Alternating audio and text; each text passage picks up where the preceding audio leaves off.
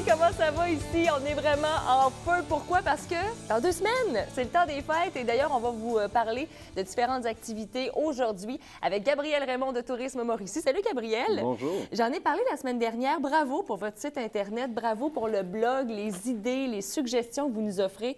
Franchement, je le répète, c'est génial. Bien, un grand merci. On fait ça avec beaucoup de plaisir, d'ailleurs. Et beaucoup de passion aussi. Et d'ailleurs, j'ai invité Gabrielle à venir nous parler de différentes activités à faire avant la période des fêtes. Et on pourra se revoir parce qu'il y en a tellement. Oui. Hein? C'est difficile à choisir. Et on commence avec la féerie de Noël à Saint-Élie-de-Caxton. C'est la 4e année, si je ne me trompe pas. Oui, bien, c'est la 4e année, c'est ça. Et c'est tout le temps un beau classique pour se plonger dans l'esprit des fêtes. Parfois, on dirait que Noël arrive, on est encore au bureau, puis on est déjà le 24 décembre. Là, c'est le temps d'en profiter. C'est le temps de se dire non, je n'irai pas l'année prochaine, c'est cette année. Donc, c'est le village de Fred Pellerin qui est décoré spécialement pour l'occasion. Les gens du village mettent beaucoup de cœur. Et on fait un tour en carriole avec une narration de Fred Pellerin qui est appropriée au temps des fêtes. Donc, c'est quelque chose d'intéressant, mais il y a 2 façons intéressantes aussi de se plonger là-dedans qu'on connaît peut-être moins. Il y a la station touristique Floribel. Oui, c'est bien ça. Qui offre un forfait souper-spectacle. Donc, on fait le tour à Saint-Élie et ensuite, bien, on a un souper du temps des fêtes et une animation musicale plus traditionnelle avec le groupe Grave aux portes. Donc, ça fait un traitement choc pour se plonger dans le temps des fêtes, si on veut. Et aussi, on a le Rond-Coin qui a fêté dernièrement son premier anniversaire. Ça fonctionne bien. C'est l'espèce de grosse yourte où on offre des grilled cheese, hein? En plein ça, en plein ça. Et il y a plusieurs sortes d'habitations alternatives là-bas, des roulottes gitanes. On peut dormir, c'est super intéressant. Et là-bas, il y a des forfaits autour de la féerie de Noël. Et notamment, entre Noël et jour de l'an, il y a des forfaits. Le forfait de Noël autrement, on peut aller là. Il y a un forfait où est-ce qu'on fait de la raquette. Ensuite, on va faire un tour de carriole au village. Et ensuite, on revient, il y a un souper et il y a un spectacle avec les frères Lemay là-bas. Ah, et que ça bouge avec Michel et Dan Lemay, qu'on connaît et qu'on salue d'ailleurs, que j'adore. Donc, la féerie de Noël, c'est à Saint-Élie-de-Caxton. Ça se poursuit aussi jusqu'au mois de janvier. Et à Trois-Rivières, au Parc Champlain, on ne peut pas passer à côté. C'est le marché de Noël, un marché traditionnel, comme on avait à l'époque. C'est ça. Et c'est quelque chose d'intéressant parce que ça permet de faire... soit les gens vont faire leurs emplettes là ou se donner un aperçu de ce qui est disponible dans le coin et après ça, peut-être aller chez le producteur.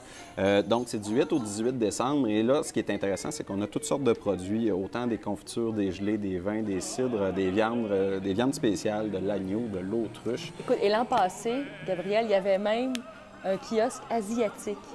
Pour te dire comment on dépasse les frontières au marché de Noël. J'ai jeté un petit coup d'œil sur le site web et justement, ça revient cette année. Ah, ça revient? Ah, c'est bon. Et je pense que même il y a des produits Tupperware. Pour donner une idée, il y a vraiment de tout. Il y a de tout et on trouve des trucs du temps des cerises, la fromagerie Fix Pichet aussi. Donc, on trouve plusieurs éléments locaux de la région aussi. Donc, c'est quelque chose de bien justement pour se mettre dans l'esprit des fêtes. On peut même y aller sur l'heure du dîner à Trois-Rivières du lundi au vendredi. C'est ouvert à partir de 11h30.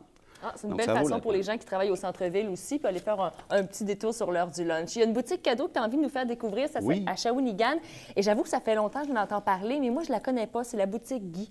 La boutique cadeau chez Guy, c'est sur la 5e rue à Shawinigan. Et ça fait depuis 1952 que ça existe, cet établissement-là. Et ce qui est intéressant, c'est que d'une part, on a des jouets éducatifs et qu'on ne retrouve pas nécessairement partout. Donc, pour les enfants, c'est intéressant. Mais l'attrait, si on y va dans une perspective de faire un peu une activité de Noël, c'est qu'il y a le côté boutique de Noël qui est là-bas.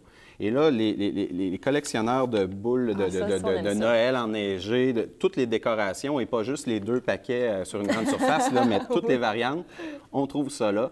Et c'est vraiment décoré, illuminé de cette façon-là. Et c'est ouvert à l'année sur réservation. On peut les appeler et aller là. Donc, en plein mois de juin, si jamais il y a quelqu'un qui a une rage de Noël ou de Noël du campeur pour juillet, pourquoi pas? On va là et c'est fait. Donc, ça aussi, c'est un peu un traitement en choc si on a besoin de se mettre dans l'esprit des fêtes là, avant le 24. Automatiquement, pendant 5 minutes à la boutique cadeau chez Guy, puis vous aurez votre dose de Noël. Rapidement, il y a les spectacles aussi du temps des fêtes. Je pense à Varia qui revient avec une version Noël. Oui, donc les 3 premiers week-ends de décembre, on peut aller voir Varia. C'est intéressant parce que c'est les samedis et dimanches à 15h. Donc, c'est juste une belle heure pour y aller avec la petite famille. Après ça, on règle ça avec un petit chocolat chaud. On a fait une belle sortie de fin de semaine. Puis, c'est quelque chose aussi qui est couvert. Donc, on peut arriver, on s'habille un peu chaudement parce que c'est tempéré, mais c'est beau temps, mauvais temps, on peut aller là. Il y a aussi le sanctuaire Notre-Dame-du-Cap. On va y aller rapidement. Et aussi la pêche aux petits poissons des chenaux. Gabriel, il nous reste 20 secondes. Il faut que tu reviennes. On n'a pas le choix, finalement. Mais je veux quand même inviter les gens à venir, à aller faire un tour sur le site de Tourisme Mauricie. Il y a un blog aussi, parce que toi, tu participes à ce site Internet. L'adresse, on la connaît. Donc, le blog.tourismemauricie.org. Et aussi, si vous voulez rester connecté sur ce qu'on retrouve sur nos nouvelles, facebook.com/tourismemauricie. Et il y a Twitter aussi. Voilà. Moi, j'avoue, je suis sur Twitter également. Et Tourisme Mauricie, c'est la même chose. Donc, on a vraiment plein de petites idées, de suggestions. Gabriel Raymond, ça a été un plaisir. On aurait pu en parler. Il y avait encore plein de suggestions pour vous dire à quel point il y a des choses à faire chez nous. Venez nous visiter, venez voir sur le web. Vous allez trouver plein d'idées. Merci beaucoup. On se reparle bientôt, je suis convaincue. Et là, avec Nathalie Lahaye, Voyage Arc-en-Ciel, après la pause, on s'en va sur une île mystérieuse. Elle va nous faire découvrir ça en 2 petites minutes. Restez là.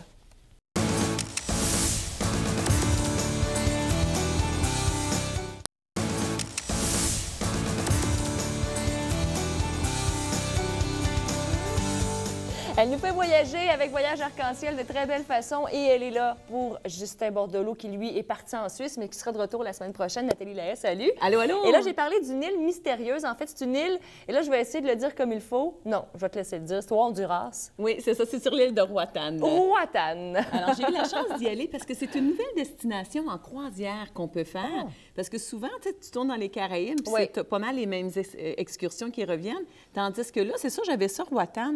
Et honnêtement, quand on est débarqué sur cette île-là, j'ai vraiment, vraiment eu un coup de cœur. Ça me faisait penser à ceux qui sont allés à l'île de Corfou en Grèce. Tu sais, le film de Sissi, là, la belle île là, de Corfou, où Sissi, exactement. Alors, c'est une île comme ça, une île verte. C'est ce qui est intéressant parce que la végétation, elle est super belle. Alors, donc, il l'appelle l'île d'Émeraude et je te dirais, je prendrais le même qualificatif pour l'île de Roatan.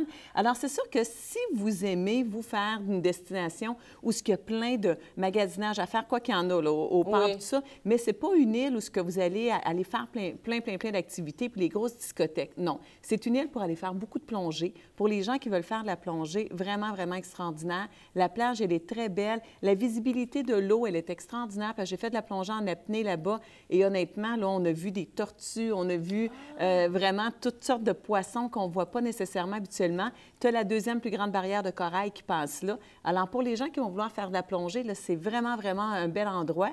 Et vous allez voir, on voit ça, ce qu'on voit à l'écran, c'est oui, c'est ça, c'est le parc Gombally Park. C'est oh, il est-tu cute? Il y en a plein comme ça, il y en a plein. Alors, c'est le frère du maire qui a décidé de partir un petit parc comme ça. Et il y a plein d'animaux que tu vas pouvoir voir. Et on voit, vois-tu, la végétation, là, tout de suite, à quel point c'est vert, la végétation. Et bon, là, la plage, on voit peut-être un petit peu moins. C'est sûr qu'il y a beaucoup de coraux, là, mais il y a des endroits où la plage, elle est vraiment, vraiment magnifique.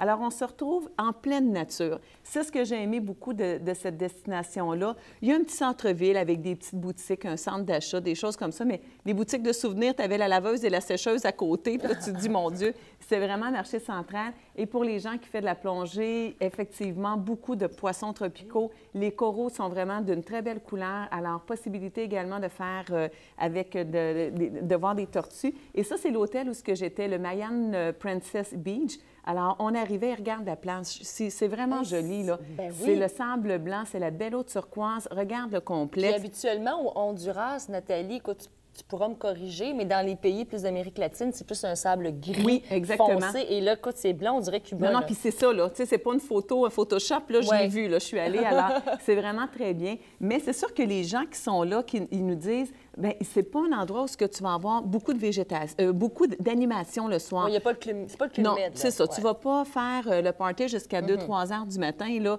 C'est pas ça. Alors, les gens, ceux qui étaient là puis qui s'attendaient à ça ont été un peu déçus, mais sinon, c'est vraiment, vraiment une destination. Moi, je trouve que pour les gens qui veulent se reposer, lire, marcher longtemps sur le bord de la plage, la nourriture, elle est bonne aussi. Et tu as différents complexes hôteliers. Tu as 5-6 hôtels où ce que tu peux aller. Alors, il y a un hôtel, tu as Henry Morgan, qui est un hôtel plus jeune, où ce que ça va bouger un petit peu plus. Le Mayan Princess, un petit peu plus luxueux. Puis quand tu rentres dans cet hôtel-là, on est arrivé, et là, c'était les jardins, tu te promenais, et tu sens tout de suite la quiétude. Tu te dis, garde, là, je suis en vacances, et je décompresse. Et on relaxe, et tu te promènes, et vraiment, vraiment, à travers les fleurs, tu as les petites chutes d'eau un petit peu partout que tu vas pouvoir faire. C'est vraiment un endroit qui est magnifique. Et quand tu arrives en croisière, tu as la compagnie Carnival Cruise Line et Royal Caribbean qui ont créé un port et qui ont créé comme une ville. Comme nous, on était avec Carnival.